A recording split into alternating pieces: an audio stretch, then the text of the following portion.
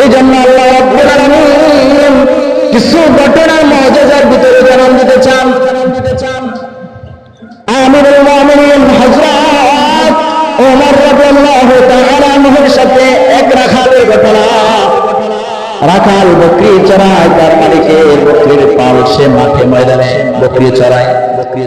যখন তার মালিকের বকরির পাল নিয়ে সে মাঠে চড়াইতে নিয়ে গেল ঘাস খাওয়াবে, পক্ষান্তরে আমিরুল মুমিনিন হযরত ওমর রাদিয়াল্লাহু তাআলা আনহু হাঁটতে হাঁটতে ওই মরুভূমির রাস্তায় চলে গেলেন। মরুভূমিতে যাওয়ার পূর্বে তার তৃষ্ণার্ত লাগলো, সে তৃষ্ণার্ত হয়ে গেল, ক্ষুধার্ত হয়ে গেল, কিছু পায় না। ওই পথ ধরে হাঁটতে লাগলেন।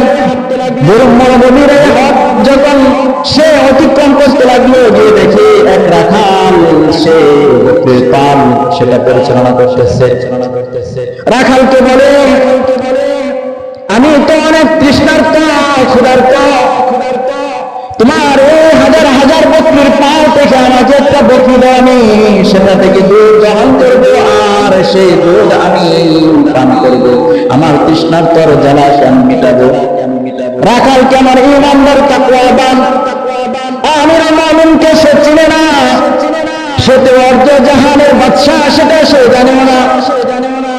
রাখাল বালক সে আমিরুল মুমিনিনকে চিনে না, সে বলতে লাগলো, না না না ভাই, আমি আপনাকে এখান থেকে আমি বকরি দিতে পারবো না। আমিরুল মুমিনিন তাকে লোক দেখানোর জন্য, তার ঈমানকে আরো পরীক্ষা করবার জন্য, সে কি সত্যিকার অর্থেই কি সে তাকওয়াবান কিনা সেটা পরীক্ষা করবার জন্য সে রাখাল বালককে বলতে লাগলো, তুমি এই হাজার হাজার এই বকরির পাল থেকে একটা বকরি আমার কাছে বিক্রি করবা, তার বিনিময়ে আমি তোমাকে কিছু টাকা দান করবো, এর দ্বারাতে আমারও ফায়দা হবে, আমারও লাভ হবে। আমি সে বকরি আমি উলান দহন করে, আমি সেখান থেকে আমি দুধ দহন করে, আমি দুধ পান করে আমি আমার তৃষ্ণার্ত জ্বালাকে মিটাবো, আর তোমার ফায়দা হবে, আমি কিছু টাকা দেবো, সেটা দ্বারাতে তোমার তোমার জরুরত, তোমার বিপদ তুমি আহসান করে সেটা কাজ সেরে করতে পারবা, সে কাজ সহজে আঞ্জাম দিতে পারবা, তোমারও ফায়দা হবে। কিন্তু রাখাল বালক এমন তাকওয়াবান, এমন ঈমানদার বান্দা, তাকে আরো কিছু কৌশল শিখালেন আমিরুল মুমিনিন, যে তোমার হাজার হাজার বকরির পাল থেকে একটা বকরি তোমার মালিককে গিয়ে বলবা, যে মালিক এই হাজার হাজার বকরির পাল থেকে হিংস্র জানোয়ার একটা বকরিকে আহত করে মেরে নিয়ে চলে গেল, সেটাকে সে আহত করে হত্যা করে ফেললো। তুমি এই কথা দিয়ে তুমি তোমার মালিকের কাছ থেকে তুমি তোমার সমস্ত কিছুকে মিটিয়ে দিবা। কিন্তু রাখাল বালক তিনি বলতে লাগলো, সে বালক আমিরুল মুমিনিনকে উদ্দেশ্য করে ইশারা করে বলতে লাগলো, ইয়া হাযা আইনাল্লাহ, হে আগন্তক, আমার মালিককে হয়তো আমি বুঝ দিতে পারবো, কিন্তু মালিকেরও তো একজন মালিক আছে, আইনাল্লাহ, সেই মালিক তো আমার এই দৃশ্য দেখবেন, পর্যবেক্ষণ করবেন, সে মালিকের চক্ষু দেখে তো আমি আড়াল হতে পারবো না। সুতরাং আমি আমার এই বকরির পাল দেখে আমি আমার মালিকের হুকুম ব্যতি রেখে, আদেশ ব্যতি রেখে আমি আপনাকে বকরির পাল থেকে বকরি দিতে পারবো না। তখন বুঝে গেলেন আমিরুল মুমিনিন যে রাখালটা, সে বালকটা কেমন তাকওয়াবান ছিল, যে তার দিলের টাকাটা কেমন ছিল, ইচ্ছা করলে আমিরুল মুমিনিনের কাছ থেকে টাকা খাইতে পারতো, তাকে একটা বকরির পাল থেকে সে একটা বকরি দিতে পারতো, আর সে ওই দৃশ্যটাকে মেটানোর জন্য, বিষয়টাকে মেটানোর জন্য সে তার মালিককে গিয়ে বলতে পারতো যে একটা ওই হাজার হাজার বকরির পাল থেকে একটা বকরিকে ভাগিয়ে এসে অথবা হিংস্র জানোয়ার এসে খাওয়া করেছে, এই বুঝতে দিতে পারত, তাকে বিশ্বাস করতো। কেননা বিশ্বাস যদি কোনো ব্যক্তিকে, যদি কোনো ব্যক্তি নাই করতো, হাজার হাজার বকরির পাল ওই রাখাল বালকের কাছে দিত না, নাকি দিত না। এই জন্য আমিরুল মুমিনিন বুঝতে আর বাকি রইল না, সে তাকওয়াবান। শুধু তাই না, শুধু যে আল্লাহর বান্দা পুরুষ, সেই যে শুধু তাকওয়াবান, শুধু তাই না, আমিরুল মুমিনিন তিনি খলিফার দায়িত্ব পালন করার সময় তিনি প্রতিদিন রাত্রিবেলা তিনি না ঘুমাইয়া পর্যবেক্ষণ করতেন পুরো মহল্লা পুরো এলাকা, সেটা তিনি ঘোরাফেরা করে দেখতেন কে অভাবগ্রস্ত আছেন।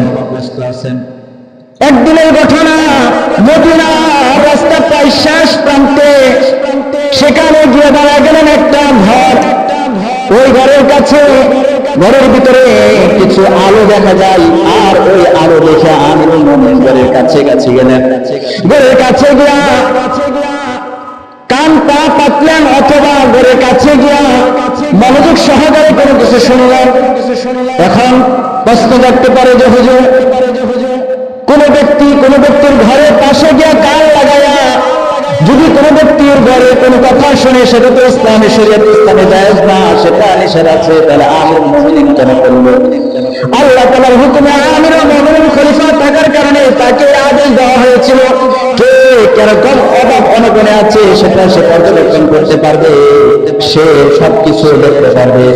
এই জন্য আমাদের জন্য আবার জায়েজ না, কিন্তু আমাদের জন্য জায়েজ না, তারপরে আমরা সেই বিষয়কে বেশি বেশি করি। কেমন?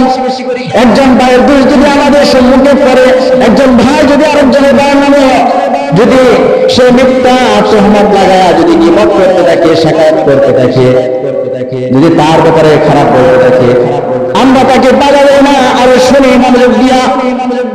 এই জন্য যদি শোনার পরে যদি তার ভিতরে সে জিনিসটা না রাখতে পারে, যদি ওপেন করে দেয়, যদি মানুষদেরকে জানান দেওয়া দেয়, তাহলে তার জন্য কঠিন শাস্তির ব্যবস্থা। রাসূল বলেন, মান সাতারা মুসলিমান সাতারাহুল্লাহু ফিদ দুনিয়া ওয়াল আখিরাহ। যদি কোনো ব্যক্তি কোনো মুসলমান ভাইয়ের দোষ যদি কোনো ব্যক্তির কাছে জমা রাখে, যদি কেউ কারো নামে বিবাদ শাকায়াত করে, দুশ্চর্চা করে, তাহলে সে যেন তার অপর ভাইয়ের দোষটাকে গোপন রাখে। কেননা রাসূল বলেন, মান সাতারা মুসলিমান সাতারাহুল্লাহু ফিদ দুনিয়া ওয়াল আখিরাহ। যদি দুনিয়াতে কোনো মুমিন মুসলমান ভাই বোনের দোষ কোনো ব্যক্তি গোপন রাখে, আখিরাতের দিন আল্লাহ তাআলা কিয়ামতের দিন তার দুর্গুণগুলো, দুনিয়াতে যে খারাপ কাজ করেছিল সেগুলো আখিরাতের কোনো ব্যক্তির কাছে ওপেন করবেন না, প্রকাশ করবেন না। সুবহানাল্লাহ। আর যদি দুনিয়াতে সে ওপেন করে দেয়, আরেকজনকে অপমান অপদস্থ করে, তারা আখিরাতে সকল হাসর-বাসের সামনে তাকেও অপমান অপদস্থ করবেন আল্লাহ তাআলা। এই জন্য যখন আমিরুল মুমিনিন ওই ঘরের পাশে গেলেন, এক মা এবং তার মেয়ে শুধু সাদেকের সময় তার মেয়েকে দেখতে লাগলো। আমিরুল মুমিনিন সবকিছু দেখতে লাগলেন আর শুনতে লাগলেন। মা তার কন্যাকে ডাকে, তুমি ওঠো, দুধ বিক্রি করতে হবে। কিন্তু তারা ছাগলের দুধ তারা গ্রহণ করাতো, ওই ছাগলের দুধ কম দিত, তারা ওই দুধ বিক্রি করত।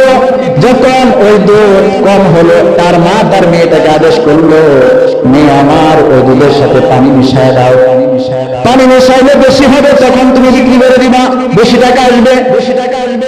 মেয়ে বলতে লাগবে, আমি এই কাজ করতে পারবো না, এই খারাপ কাজ করতে পারবো না, কেননা আমিরুল মুমিনিন উমর তিনি নিষেধ করেছেন এই কাজ করবার জন্য। এই কথাটা মেয়ে বলতে লাগলো, তাকওয়াটা আমিরুল মুমিনিন শোনা পারাইলো তার এই মেয়ের কথাটা। আর আমিরুল মুমিনিন বুঝতে আর বাকি রইল না তার ওই মেয়ে, ওই মার মেয়ের ভিতরে কেমন তাকওয়াটা ছিল। পরের দিন মা মেয়েকে রাজ দরবারে ডাকালেন আমিরুল মুমিনিন। মা তো ভয়ে কাঁদতে লাগলো, সে হতভম্ব হয়ে গেল যে আগামীকালের গতকালের যে ঘটনা ঘটেছিল, গতকালের রাতের যে সুবেসাটিকের যে ঘটনা ঘটেছিল, সেটা তো হয়তো মনে আমিরুল মুমিনিন এখানে হয়তো পৌঁছে গিয়েছে, কেউ হয়তো জানিয়ে দিয়েছে, এই জন্য সে ভয়ে কাঁদতেছিল। কিন্তু না, যখন তারা মা মেয়েকে যখন রাজ দরবারে ডেকে নিলেন, তখন আমিরুল মুমিনিন ওই মেয়েটার সাথে তার ছেলের বিবাহ বন্ধনে আবদ্ধ করে দিলেন। সুবহানাল্লাহ।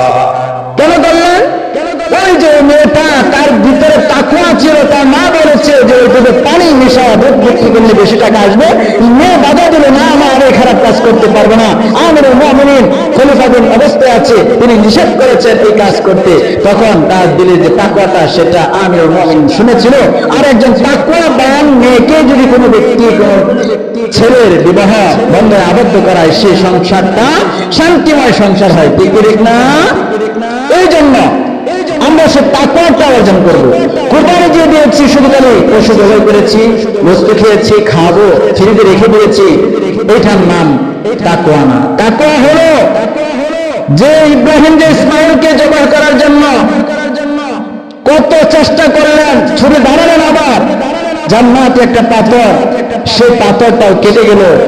আর ওই পাথর কাটার পরেও তখন আর তার বুঝতে বাকি রইল না, পাথর কেটে গিয়েছে কিন্তু আমার ছেলে রক কাটে না গলা। তখন বুঝে গিয়েছে আল্লাহ কি চাচ্ছেন, তার ছেলেকে না, তার যে তাকওয়াটা ছিল সে তাকওয়াটা চেয়েছেন। এই জন্য সে তাকওয়ার অবলম্বন আমাদের হতে হবে ইনশাআল্লাহ। এই কোরবানি থেকে আমরা চারটা জিনিস আমরা শিক্ষা গ্রহণ করতে পারি। কয়টা? চারটা। নাম্বার এক, হযরত আলী রাদিয়াল্লাহু তাআলা আনহুর কাছে এক ব্যক্তি আসলো। আয়েশা আলী রাদিয়াল্লাহু তাআলা আনহুকে জিজ্ঞেস করলো, প্রশ্ন করলো যে তাকওয়া নাম, তাকওয়া কি, এই জিনিসটা আমাকে বোঝান।